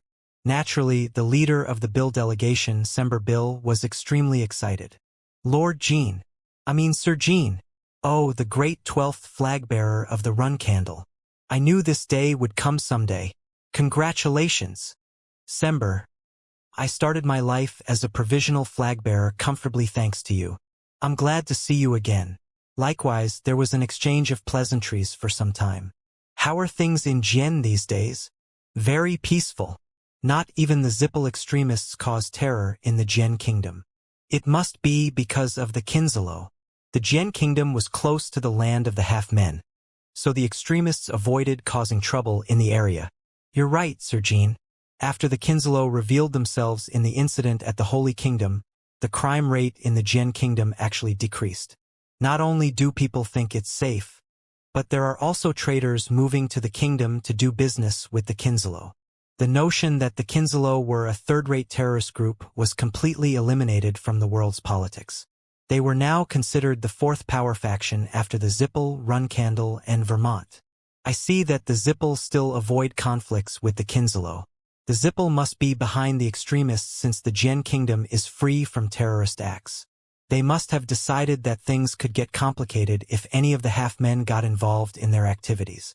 Sember also mentioned something unexpected. Sir Jin, do you know a golden mouse named Penny? Yes, I do. It was him and his friends who returned the Bradamanti to the clan. Recently, the golden mouse traders led by Penny have become the wealthiest group of traders in the Jian kingdom, surpassing even my own clan. Can you believe it? And all that within the span of a year. They invested the money they received from your clan to start various businesses, and every business they started became an instant success. Really? Jean expected the golden mice to profit from the transaction, but not to that extent. Yes, even. My father says their business acumen is impeccable. I'm telling you this because Penny asked me to convey a message to you if I found you. Okay, go on. He asked me to tell you that the deal is ready, so all you need to do is come. It sounded like he could sweep up all the money in Huffister if he could just meet with you. And he didn't sound like he was purely in it for the money either. Those adorable little ones. Jean smiled. Tell him I've received the message. He had no idea what it could be about, but the golden mice seemed to have something planned for him. Sember excitedly chatted with him for a while before finally leaving, not without leaving behind a huge gift of gold coins. Jean gave every last piece of gold to Gilly. When Sember left, the delegation from Lani, the Holy Queen, entered the Garden of Swords. Rosa came to welcome the Holy Queen since Lani was also an honored guest for the run candles. However, Lani only exchanged greetings with her out of pure formality. She then blessed the surviving Colin and immediately headed to meet Jean. Lani looked very different from the last time Jean had seen her. The gaze in her eyes was as solid as rocks. Each of her actions carried the weight of holiness, and her presence was befitting of the dormant volcano crown she wore on her head. Sir Jean, Your Majesty, the Holy Queen. They stared at each other for a while without speaking. It was evident that each had gone through periods of intense growth since the last time they met. You've grown stronger once again, and I no longer see weakness in you, Majesty. Let's not be so formal when we're alone. It would bother me. Sure then. Lani Salome. Although the time they knew each other was brief, the bond they shared was deep. Together, they witnessed the sacrifice of an honest knight and saved the Holy Kingdom from being undermined. Their bond was evident after what they had been through together. Lani smiled. It has been over a year, but the Holy Kingdom has not yet completely freed itself from chaos. Some of the traitors still live, but they are consolidating the throne under their control. I'm sure it will return to being a true Holy Kingdom. The Holy subjects were starting to grow tired of the continuous closed-door politics. But now, they rejoice with the news of your safe return and your title as a flag-bearer. Servitura must be seeing you by Ayula's side as well. Servitura's family has adjusted well to their new territory, which is under the control of my sister Luna. Someday, I hope someone tells them that Servitura was an honorable holy knight like no other before he left his throne. I will certainly do so.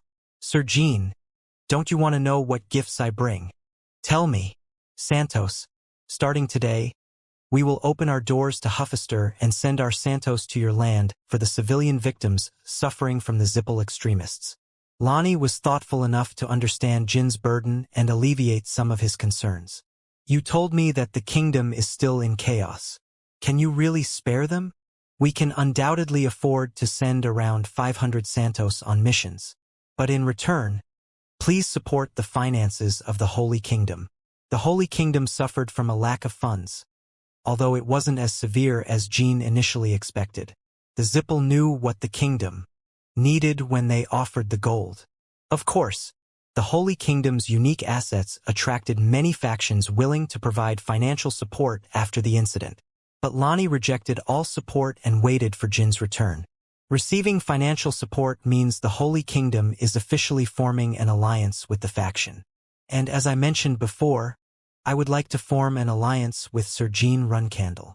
Lani emphasized Jean Runcandle to indicate that the offer did not extend to the entire Runcandle clan. You're in luck, Lani Salome. I wouldn't have been able to cover the expenses of the Holy Kingdom with the money allocated to me as the 12th flag-bearer, but it turns out I just found an excellent source of income. I will be delighted to receive it. I won't have to specify exactly how much you need to contribute, right? I believe we have a good bond between us, Lord Jean, since we are friends. Lani deliberately addressed him as Lord, as she used to do before instead of addressing him as Sir. You have become quite shrewd. Then again, you are the leader of a nation, and that is an essential trait to have in that position. I will do my best to provide you with more than you need, But in return, please make an official announcement mentioning my contribution in the Santos being sent to Huffister. I knew it. Not a single detail escapes you. I was only planning to announce it as Ayula's will. By the way, where's the black cat I saved? I will call him. We will have tea together. But he will still call you fanatical believer even though you are now the Holy Queen. Would that be okay with you? Well, I can't say I dislike that nickname. Murakan seemed extremely happy to see Lonnie. He roared with laughter and spoke with her for a long time. Lonnie departed at dusk. But as midnight approached, the McLaurens, Gilly's clan, did not send a delegation. Since the Garden of Swords was only receiving delegations for Jean that day, it meant that the McLaurens had no intention of congratulating Jean on his promotion. My apologies, young master. Why? My clan is being rude to you, young master, and it's probably my fault. Chapter 277. Congratulations, delegation. An unexpected encounter. 3. Are you saying they're not sending delegations because of you? Gilly's eyes and gestures revealed countless emotions. Shame, embarrassment, guilt, bitterness, and worry. All the negative emotions that belittle a person. They were weighing her down. Gilly lowered her head. Jean didn't ask any more questions and simply patted her shoulder. It's okay. You don't have to feel that way, Gilly. I won't hold it against the McLauren clan. So please don't worry. Jean immediately understood Gilly's concerns. I've lost face in front of you. Thank you for understanding, young master. But Jean actually felt the opposite of what he had told her. If the McLaurens had hurt Gilly in the past, and she was still tormented by it to the point where she couldn't bring it up to Murakan and himself due to the pain, then he would punish the McLaurens sooner or later. The fact that they didn't send a delegation meant little to him compared to that. Oh, strawberry shortcake. Don't be sad and come here. That ungraceful boy playing king for a day is coming to an end. So it seems the adults can finally get something. Murakan gently took Gilly away. Jean looked for Petro instead. Yes, young master. Did the Volta clan not send anyone? Jean asked. Let me check again, sir. It was already past midnight when Petro returned. Oddly enough, sir, all the poor noble clans sent people who were rejected, but the Volta clan was the only one that didn't send anyone. The so-called lowly noble clans like the Voltas didn't need to be cautious of Jin's brothers when sending congratulatory parties. Anyway, these clans weren't significant enough to have direct ties with the pure-blooded Runcandles. Therefore, none of his brothers would care if Jean decided to meet with any of the poor noble clans or not. And Rosa wouldn't pay them any attention either. This was precisely why the weaker clans tried their best to establish ties with the pure-blooded Runcandles on such occasions. They often squeezed out every last bit of their funds to send gifts or even offered clan relics if they couldn't afford anything. But the Voltas acted differently from the rest of the poor noble clans. So they didn't, huh? Can't be. Is there someone in the Volta clan who is aware of Pecan Minch's lineage?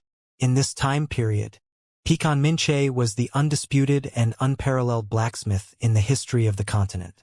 He himself forged the Balisad and the Bradamanti. Almost 1,000 years had passed since Pecan Minch's death, but the Minche Smithing Guild remained the top blacksmithing group on the continent. Licensed blacksmiths from the Minche Guild received better treatment than most knights and magicians, both in Huffister and the Ludero-Magical Federation. Especially the guild's top 3 blacksmiths, each known as Anvil, Hammer, and Forge, were respected even by Siren himself. Given the respect shown to guild members, who would have imagined that Pecan's own descendant was a steward of a struggling noble clan? He was around 23 or 24 years old when he first appeared in my past life. I know for sure it was before he reached a star in sword techniques. I still remembered it clearly because the whole of Huffister was shocked by the news. The descendant of Pecan Minche went by the name Finn Blanche. And like most, he didn't know he was a descendant of Pecan.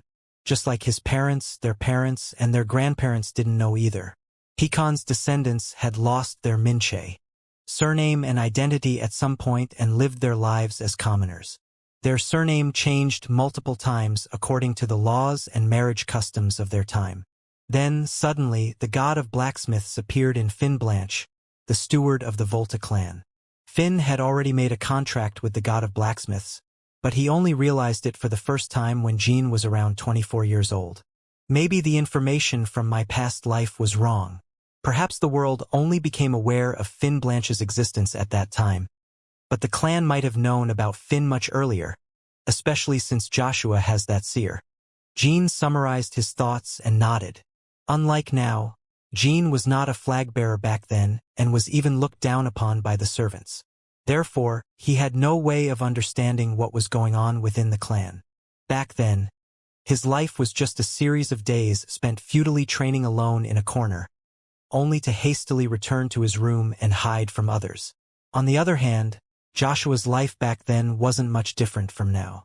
Even if some other brother besides Joshua had acquired Finn Blanche, they would hardly have shared him with the clan's trash, which is what Jean used to be.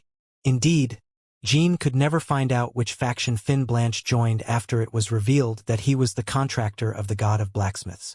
Jean could only assume that he had been recruited by the Runcandles. In any case, the only way to know for sure was to meet him in person. The Volta clan's territory was a remote countryside of the Schutzeren kingdom, right? Is there a portal directly connecting to the area? Do you mean you want to visit the Volta clan right now?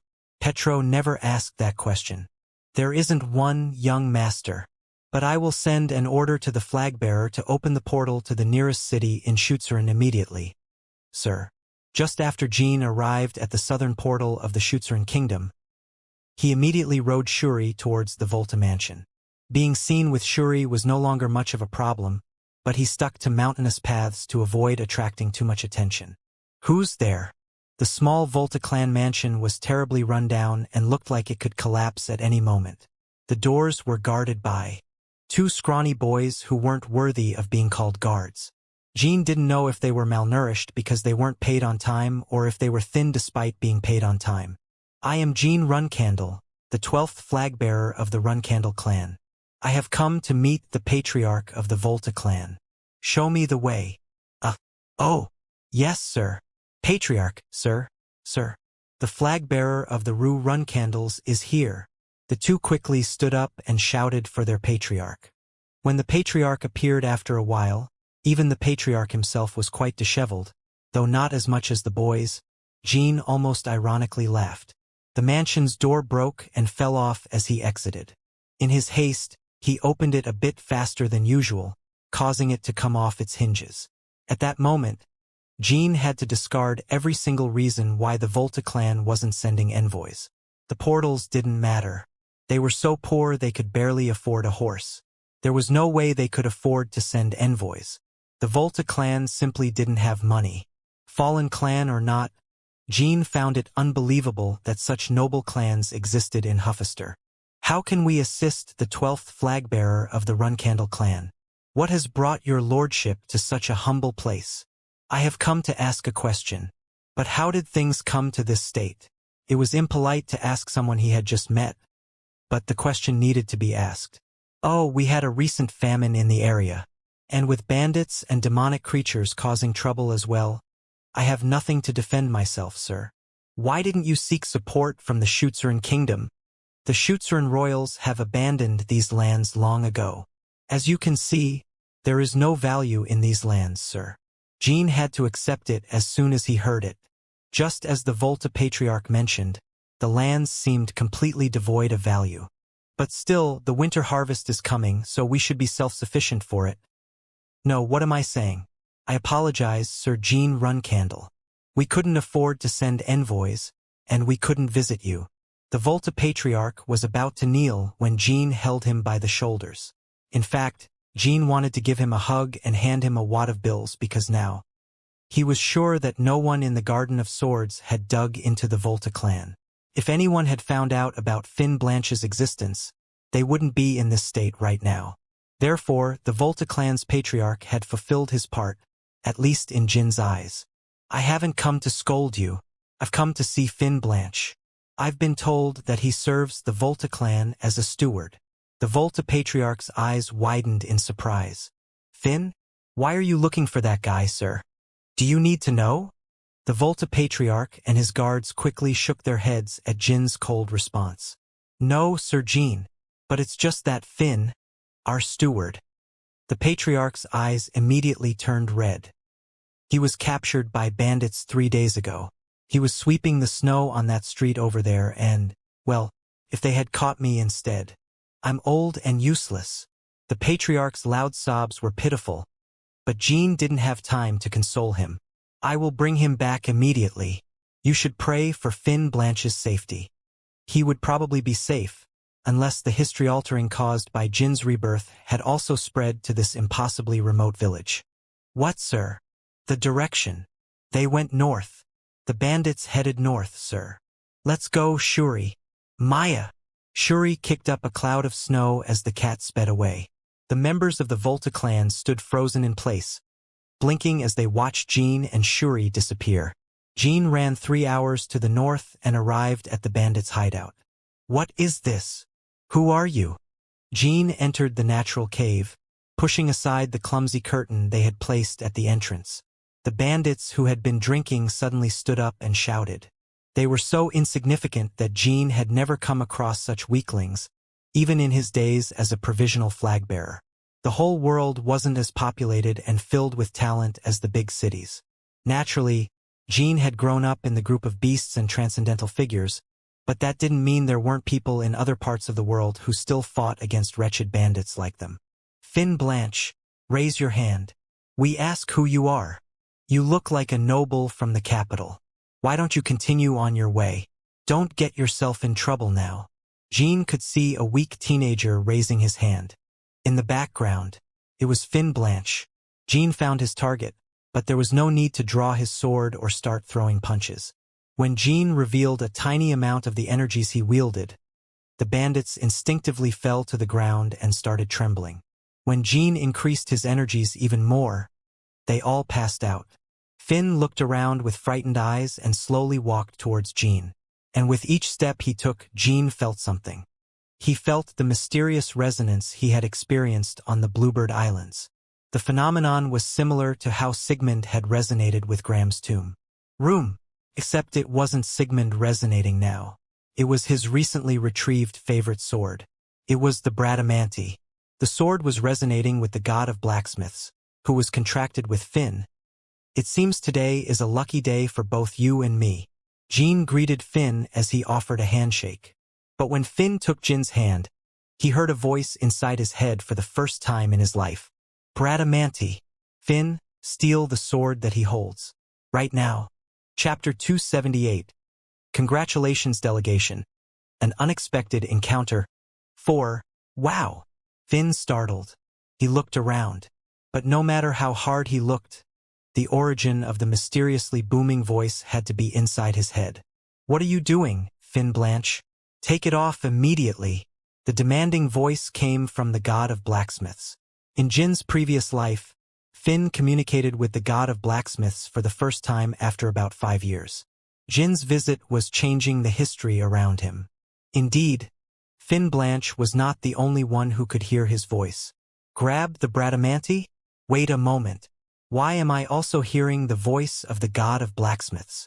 In most cases, it was extremely rare to hear a god's voice unless one was their contractor. The exceptions involved prayers powerful enough to move the gods or the incarnation of a god through mediums. Jean had already experienced a similar anomaly on the 32nd island of Bluebird. Perhaps it was because Bradamanti was related to the god of blacksmiths, just as Sigmund was to Graham. Jean pondered. Meanwhile, Finn had no idea what was happening. He looked around several times to check the origin of the voice. He concluded that it was just a hallucination and decided to ignore the voice and thank Jean. So, thank you, sir. I have been saved thanks to you. It seems you came here only to save me. If you could tell me your name. What? Finn was about to bow his head when he suddenly made a strange sound and took a step back. What's happening? Strike him down. Finn Blanche. Use this sword. The energy it emits is extremely unsettling. Finn's shock was caused by a sword forming in his hand. Black pieces of metal appeared out of nowhere and swirled around Finn Jin's eyes also gleamed with intrigue. Is the metal turning into a sword? Jean had already experienced something similar with the leader of the Kinsalo. He had also shown the ability to control metals to create a sword and a gate in the ancient Oterium, just like Finn was doing now. I will lend you my divine powers. Subdue that man and claim the Bradamanti. Finn Blanche, I know you were surprised, but you are actually my contractor. You always have been since your birth. I am the god of blacksmiths and your ancestor. If you listen to what I tell you now, I promise to train you from now on. The god of blacksmiths was completely unaware that Jean could hear his voice. Meanwhile, Finn was greatly concerned that Jean could also hear that voice, and it was driving him crazy. Jean didn't visibly react, so he couldn't tell what he understood, if anything. My sir, please allow me to explain before you misunderstand anything. I have no idea what this voice is, and I am only grateful that you saved me. But why is a sword suddenly forming in my hand? And... Arg! Shick! Finn brandished the sword. It wasn't just a threat. It carried the clear intention of cutting Jin's body in half, starting from the top of his head. In fact, the blade even had an aura around it. Jean slightly moved aside to dodge the attack. Finn, what are you doing? I am giving you powers, and I even demonstrated it. Go and attack him. I will continue to assist you. Judging by his movements, he is probably quite a swordsman. Obviously, the attack didn't stem from Finn's will. The god of blacksmiths was forcibly moving his body. My sir, do you also hear this voice? This is not my doing. Something is controlling my body against my will. Finn shouted, his face completely pale with fright. That man cannot hear my voice. Listen to me, will you? Finn, I must reclaim my masterpiece.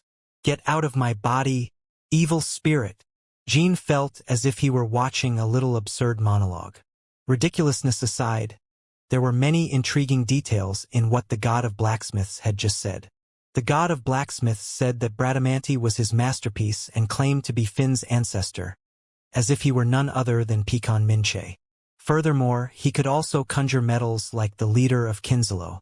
Jean felt the need to have a conversation with the actual god of blacksmiths. Finn Blanche. My sir. I apologize, sir. I don't know why a crazy spirit has entered me at this moment. I understand that you haven't attacked me of your own will. It must be the work of the evil spirit claiming to be the god of blacksmiths. It seems desperate to take hold of Bradamanti. Tears welled up in Finn's eyes as he eagerly nodded at Jin's words. You're right, sir. Meanwhile, the god of blacksmiths was taken aback. He spoke in response. What did you say, Brat?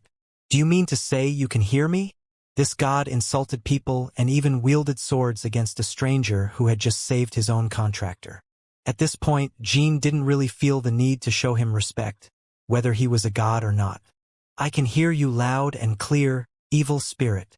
Oh, how interesting. So, you can hear me. But despicable human, how dare you call me an evil spirit? I am the great god of blacksmiths, Pekan Minche. But it was known that the god of blacksmiths was Growler, not Pekan Minche. The god of blacksmiths is not Pekan Minche. It is Growler. Ha! Growler, of course. There was a time when someone like that used to be the god of blacksmiths. But Pekan Minche was a superior blacksmith, not to mention that Growler is dead. Of course, mere wretches like you would be ignorant of the grand stories of the gods. What nonsense! Where did you get Bradamanti from? First, give it to me. If you do, I will overlook your rudeness and kill you without suffering. This point, Finn's body was completely under Pekan's control, and Finn's consciousness was pushed aside. There was a faint light emitting from the whites of his blank eyes, and there was a murderous intent in the hand wielding the sword. But it wasn't a complete personification like the one Paytel used in Yulian's body on the Bluebird Islands. Pekan hadn't accumulated enough divine energy to fully reveal himself. All he could do for now was forcefully possess his contractor's body. But neither Jean nor the rookie god Pekan knew this fact. Hey, Pekan Minche, you keep saying something about killing me and such. Are you sure you can live up to those words? Humph. Did you think I was complimenting you when I said you were quite the swordsman? Jean chuckled. And to think I've already gotten into 2 fights over Bradamanti as soon as I returned to the clan. Instead of revealing the fact that he was a run candle, Jean let Bradamanti fall to the ground. "Take it, if you can. You insolent brat." Steel gathered around Pecan, who immediately stood up in one leap. First the sword, then armor, and even a shield. Steel instantly formed into battle. Gear and Jean observed the skill with intense concentration. He hadn't heard anything about the god of blacksmiths having such powers. This was too similar to the ability of the leader of Kinslow. But he realized that there was a clear distinction between the two. The leader of Kinslow was clearly more skilled. The weapons formed by Pecan's steel were rather crude, but the sword and gate formed by the leader of Kinslow had a mysterious perfection. Did the leader of Kinslow absorb the powers of Growler, who used to be the god of blacksmiths? Or perhaps he absorbed Growler himself as the demon godstone could do. By doing so, he left a vacancy for the god of blacksmiths, which was filled by Pecan Minche, who became a god. The idea suddenly occurred to him. In any case, Pecan Minche is definitely not a threat in combat. Pecan's battle skills were quite mediocre, and it was a mystery what made him so bold and courageous. Bam! Jean dodged the sword and struck Pecan. Plack! The shield shattered with a single blow. Pecan finally realized that he had made a terrible mistake. It wasn't because Jin's light punch broke his shield, nor was it because Jin's fist penetrated the armor and still seemed like it would go in again. Was it the shadow energy? It was the dark energy surrounding Jin's fist. In Pecan's mind, possessing shadow energy meant that whoever wielded it had the right to possess Bradamanti. Wait, there has been a mistake. You are Soderet's contractor. Jean briefly paused upon hearing the name Soderet, but he decided to pretend he hadn't heard it for now. He knew he wouldn't be satisfied until he landed another punch. Pecan took a direct hit to the jaw and rolled 4 times on the ground. "What did you say?" Pecan immediately got up and yelled at Jin's question. "Damn it! Why didn't you tell me from the beginning that you were Soderet's contractor? Did you give me a chance to speak? And what does that even matter? If I didn't give you a chance to speak, you should have declared it yourself." Despite how loudly Pecan shouted, there was a tone of welcome in his voice. Jean sensed that the tables had completely turned in his favor after his little show of strength in the shadow. "Stop talking nonsense and apologize. If you do, I'll forget your rudeness." Pecan frowned, but he had nothing to say. "I'm sorry. At first, I only sensed a strange energy in you, so it didn't cross my mind that you could be Soderet's contractor. What a surprise. I thought you'd foam at the mouth and curse me again. By the way, what kind of strange energy are you talking about?" Pecan pointed to Sigmund, hanging from Jin's waist. "It seems he was confused by that little toxic sword there. I don't know much about it, but it seems to have stabbed numerous gods and even sealed divine energy within it. Maybe that's why I felt extremely unsettled as soon as I saw it." What Pecan felt when he saw Jean were his instincts as a god. Since Pecan had become a god relatively few years ago, he was unaware of the Legends battle against the gods that took place 5,000 years ago. He was incredibly disturbed by the energy of Sigmund, which was both a god killer and the sealed strength of a god.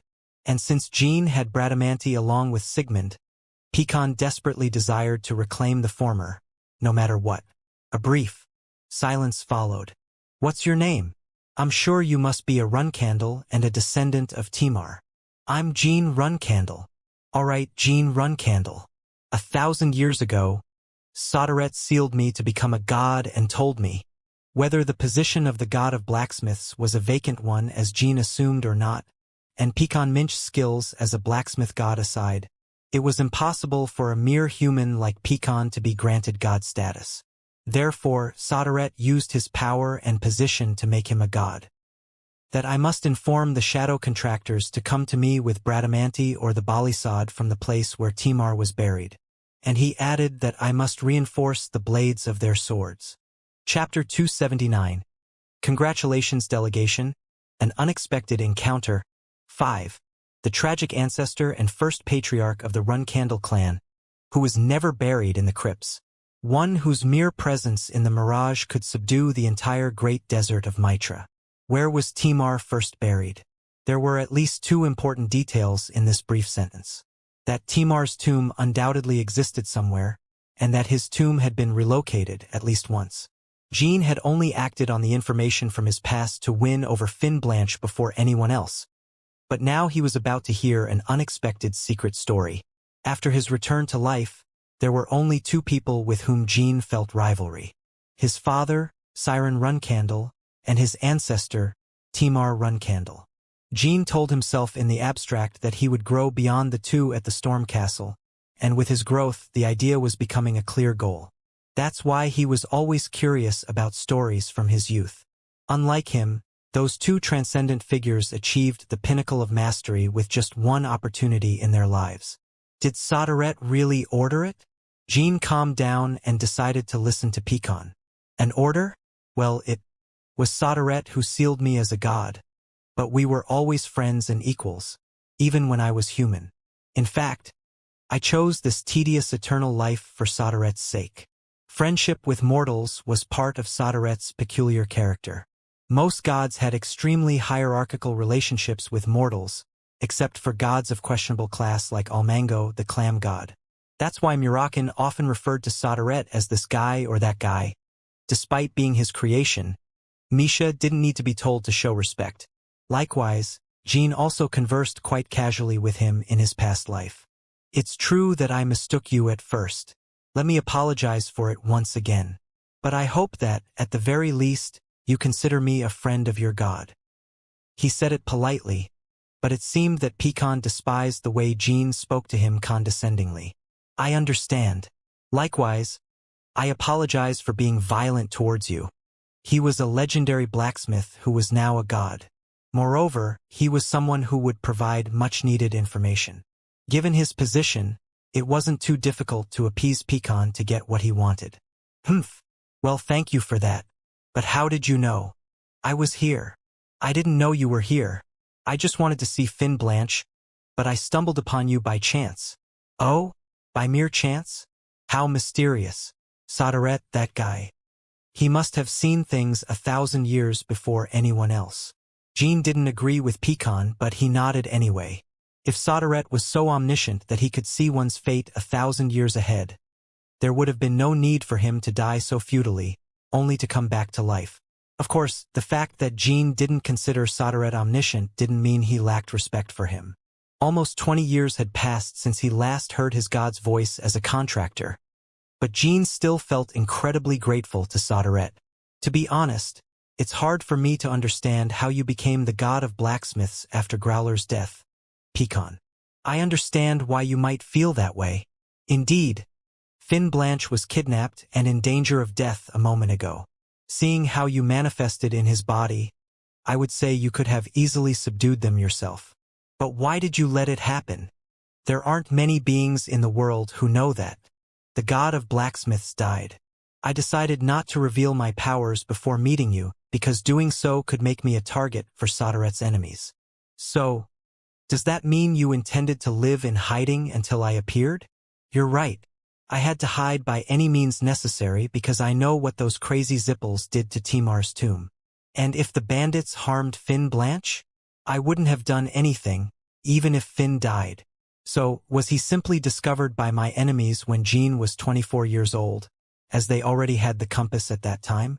Or maybe Pecan broke the promise with Soderette for some unknown reason. Jean simply nodded. I didn't like seeing my descendants lead miserable lives, and since becoming a god, I only made contracts with my direct descendants. But I had no choice if I wanted to fulfill the promise I made to Soderette. Wait, does that mean your descendants never enjoyed the benefits as contractors all this time? All because of me? You could say that. It felt as if someone had struck Jin's heart with a rock. Pecan's direct descendants would have led prosperous lives thanks to the support of the Minche Blacksmith Guild, even if they themselves had no talent. But Pecan was the one who deliberately concealed his first direct descendants, his daughter and son, just before becoming a god. Since then, his descendants had lived their lives deprived of the privileges they deserved for the sake of a boy named Jean, whom they had never known and would never know in their entire lives. Some of them led fairly comfortable lives as leaders of militias protecting merchants, but most had to endure the miserable reality like Finn Blanche. and not a single one of them realized their potential as blacksmiths. Pecan had deliberately blocked their potential to prevent them from becoming targets. Were they all being sacrificed only for my sake? All because of a decision by Soderette and Pecan? Suddenly, he recalled his experience in Colin. I have been waiting for the person who will take this. That very boy, the 1,000-year contractor that Soderette mentioned. This was what Clam said through the manifestation in Rousa. At that time, Jean thought he had put an end to the tragedy of the Colonites. But it wasn't true. Just like Pecan Minch's descendants, they were being sacrificed for Jin's sake without their knowledge. It was too extreme, unfair and brutal. Jean empathized too much with it because he had also struggled through a hopeless period without realizing he had been under a curse. Pecan read Jin's thoughts and continued. I know what you're thinking, but you must know it was the best we could do. Why did you have to sacrifice your own descendants for me? Jean thought. He had never asked for or wanted such things. Jean knew very well that saying those things wouldn't change anything for Pecan's descendants who had already died. Nor for himself. It would only be complaining. He couldn't do anything about what was already done. Jean was forced to take a position that made him bear the burden of responsibility for the countless people who were sacrificed for him, all unknowingly. And above all, he had to deliver results. Regardless of what Soderette had intended for him, Jean had to carry out what he believed was right. The destruction of the Zippel clan was obviously part of his beliefs, and now another goal had been added to the list. From now on, he would never allow anyone else to make sacrifices for his sake. Of course, it would be impossible for him alone to bear the burdens of the world. But he wanted to avoid imposing such unreasonable circumstances on others if he could help it. There were countless elements involved, but the most necessary of all was overwhelming power. He needed a lot of strength so that no one would dare to sacrifice themselves for him. Secondly, he needed formidable strength to support him. And both could be obtained if he reached the pinnacle of the Runcandle clan. The idea fueled his burning desire to seize the patriarchal throne even more. Please, do not hinder me from supporting Finn Blanche, and that applies to her descendants as well. I understand. One more thing. Thank you for your sacrifice. Not only Pecan's descendants suffered. The guilt of not being able to help his descendants would have tormented Pecan Minche more than anyone else. Perhaps that wasn't the case, as he started abruptly shouting at Finn to steal the Bradamanti from Jean. He even mentioned something about committing to train him as well. In any case, Pecan seemed quite moved by Jin's words. Tears began to well up in his still blank eyes. Soderette, it seems your latest contractor doesn't have such a bad character after all. I wouldn't mind sharpening his sword with all my effort. I wanted to ask before, what do you mean by sharpening the Bradamanti? And also, tell me what my ancestor Timar's tomb means to me. First of all, I'm sure you're aware that Bradamanti was an experiment I conducted to create the Balisada. Despite that, even you Runcandles and the people of the world seem to consider it a legendary sword that is only slightly below the Balisada. The Bradamanti and the Balisada. It was Soderette who requested the creation of the sister swords. As the god of swords and shadows, he thought his contractor, Timar Runcandle, needed a special sword. While the Balisada was a finished product, Bradamanti still had many issues, at least by Pecan Minch standards. Although it was just an experiment, it is still a magnificent sword as it represents the best of my abilities at that time. It creates a force close to 60% of the Balisada with shadow-based attacks, and it never breaks because it was forged with ancient Eversteel. Pecan praised Bradamanti for some time, like a loving father showing off his children. He was a blacksmith through, and far beyond the ordinary even in his human days. He felt much more affection for legendary weapons and masterpieces he created than for his own children. Bradamanti was the third on his list of great works, so naturally he couldn't stop talking about it. But the biggest flaw of Bradamanti is that it's unable to protect its wielder. Protect? But it's not armor. I have forged countless armors throughout my life, but I have never seen an armor better than one formed by shadow energy. That's why I devised a function in the Balisada where one can form armor by inserting their shadow energy into it. Pecan wanted to add the same function to Bradamante. One of the main reasons he accepted Soderet's idea of transforming him into a god was his desire, as a blacksmith, to turn his incomplete masterpiece into a finished work. So, give me Bradamante. I will reforge it and return it to you. Jean willingly handed over Bradamante. Pecan felt overwhelmed with emotion and trembled as he received it. I can finally reclaim my baby. How long will it take? Of course, Jean wasn't too pleased to see him loving an object more than his own family. But transcendent masters and geniuses who reached the pinnacle of their craft were often very peculiar and somewhat twisted. So it wasn't such a strange sight to behold. It will take at least 6 months, and you will also need to acquire a long list of materials. I understand. And one of them needs to be retrieved from where Timar was initially buried. By saying that Timar was initially buried, it implies that the tomb was moved, which wouldn't have been necessary unless someone attacked and looted the tomb. You also mentioned that the Zippels did something to the tomb. Does that mean there is still something to retrieve? Pecan smiled. Of course there is. The testament of the great knights. Inside there, you will face those in whom Timar once placed his trust. Chapter 280. Timar's First Tomb. 1. Finn learned everything that happened immediately after the manifestation because his memory had been active during the brief moment of Pecan's incarnation. Wow, it's incredible. Pecan Minche, the legendary blacksmith. I never imagined that I would be the lineage of someone so great. And to think it was the voice of a god. I thought it was just an evil spirit. Haha. Finn let out a loud laugh as he rubbed his swollen chin vigorously. He had only been able to withstand Jin's punch because Pecan was manifesting within him. He seemed to take everything that happened calmly, including the fact that both he and his ancestors had been deprived of the advantages of being divine contractors. Finn Blanche. Yes, Sir Jean. I apologize for not properly greeting you earlier due to the surprise. I also lost control of my body earlier. Aren't you angry? Why? You and your ancestors were forced into a sacrifice they never wanted. All because of me. Finn widened his eyes in astonishment and waved his hands. Oh no! What sacrifice are you talking about, sir?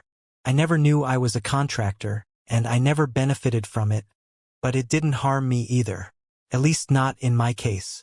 Besides, if I'm prone to becoming a slave of the Zippels just because I'm the contractor of the god of blacksmiths, then obviously, I would live hidden forever. I don't think it's any sacrifice at all. He never really benefited from it, but he was not harmed by it either. That's how he genuinely felt about it. Of course, if I had known earlier that I was a divine contractor, my life might have been different. No, it would have definitely been different. I could have become the blacksmith of the Runcandle clan, and if I had joined Minch's blacksmith guild, I would have undoubtedly lived a more abundant life than now. That's right. But would that guarantee a happier life than the one I live now? This time, it was Jin's eyes that widened. No one can be sure about such things. If I had become the blacksmith of Runcandle, maybe I would have earned more. But I could have suffered scrutiny from the elite. Runcandle is quite a terrifying place. Isn't it? Who knows? Maybe in Minch's blacksmith guild, I would have also been met with envy and jealousy. Finn paused. Then he shrugged and continued. On the other hand, I love my current life. Even though living under a terribly poor lord got me kidnapped, I got to experience being saved by you, Sir Jean. And even though the lord I serve has suffered some misfortunes, he is a good man. Go on. Go on. That's all I had to say. From now on, Pecan will use your body to reinforce Bradamante for my sake. For you, that wouldn't be fair. If there's anything you want in return, let me know. I'll do what I can. And even if you refuse, I won't punish or harm you for it. Sir Jean, what do you mean by that? Both you and I unexpectedly encountered Pecan today. Leaving aside the fact that I'm the contractor of the god of blacksmiths, you saved my life, remember? Finn waved his hands once again. Therefore, I have no complaints. In fact, this would give me a way to repay you for saving my life. And that makes me happy, sir. Thank you for saying that. I might also know why you came to see me, Sir Jean. I suppose you wanted to see the responsible person to inquire about the situation of the lands, since the Volta clan was the only one that didn't send any gifts. But Sir Jean, I want you to know that the Lord I serve has never embezzled any tax. Finn was very mistaken about something. From his perspective, his encounter with Pecan was an unexpected coincidence.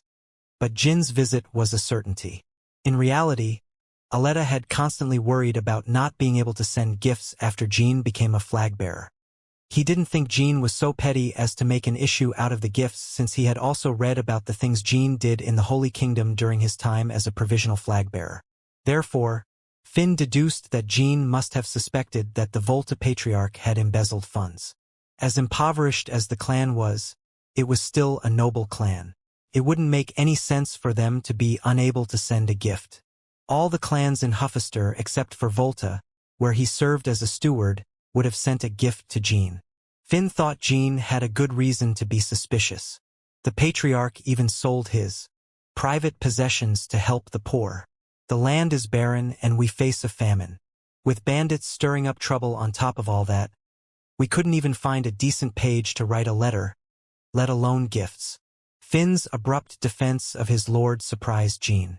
But he didn't find the need to correct his misunderstanding. I didn't suspect that the Volta Patriarch had embezzled funds. But as you said, I wanted to know what the situation was. I wanted to offer my support if things got tough. His words were received with much joy. Finn nodded enthusiastically. I knew my concerns were unfounded. Sir Jean, thank you very much for your concern. You care even for worthless lands like ours. And you even saved me from bandits. I will never forget this honor, even in my death. Jean thought to himself, somehow, I feel like I'm just feeding into this guy's misunderstanding. No, maybe it's not a misunderstanding after all. Anyway, he intended to provide ample support to the Volta clan as long as he could secure the god of blacksmiths before anyone else. Not only did he secure the god, but he also found out that the god of blacksmiths had been changed as part of the preparations Soderette had made for him, and he was even promised to be able to reinforce Bradamanti. Couldn't be more ideal for Jean. All right, then please take good care of my sword. Finn carefully lifted Bradamanti. I know nothing about blacksmithing, so my ancestor will take care of that. As for me, if only I could secure a place where my ancestor can work on the sword without anyone finding out. It's my job to figure that out. I'll take various measures to ensure you don't run into trouble while the god of blacksmiths works on it. I'll also provide support in terms of funds, including repairing the mansion and providing food for assistance. Oh, thank you, sir. Thank you so much. Finn bowed his head so low that he was about to kneel and touch the ground with his head. Jean awkwardly smiled. Is there anything else you want from me? Nothing, sir. What you have promised me is more than enough, Sir Jean. If you wish, I can also provide you with a lot of support. I'm sure you remember my conversation earlier with Pecan. I told him not to prevent me from providing support. Haha. I am so honored by your words that I don't know what to say. But Sir Jean, as I mentioned before, I am content with my life. These lands and the Volta mansion are my home. And for this land to rise through the current hardships is no different from my own dream come true. It was a very brief encounter, but that man named Finn pleased Jean. He could have asked for more. In fact, he could have shouted and demanded compensation for his own sacrifices and those of his ancestor. But Finn didn't do such a thing. Thank you. Now, let's return to your home. Once Jean returned to the Garden of Swords, he sought out Petro. Go to the lands of the Volta clan tomorrow morning and provide ample support to the clan without going overboard. Give them support in the form of gold coins and food, and don't send troops. Make sure it doesn't stand out too much in the eyes of my siblings. Understood, sir. And contact Tychon to send about 5 defense guards disguised as civilians to reside in the Volta clan's lands. Yes, young master. After Petro left, Gilly and Murakan, who had been drinking together, approached. Young master, where have you been? Gilly asked. The Volta clan was the only one that didn't send any gifts, so I went to see what was going on. Well, now that you're a flag bearer, are you flaunting your authority? Look at you, kid. I really didn't take you for that type, you know? Fallen noble clans must have it tough. Are you harassing them for money and such? Murakin, I'm sure young Master Jean went there to check on their affairs. Not because he was angry about not receiving gifts, Gilly said. Their lands were in ruins. I promised them support. But more importantly, I unexpectedly encountered the contractor of the god of blacksmiths there. What?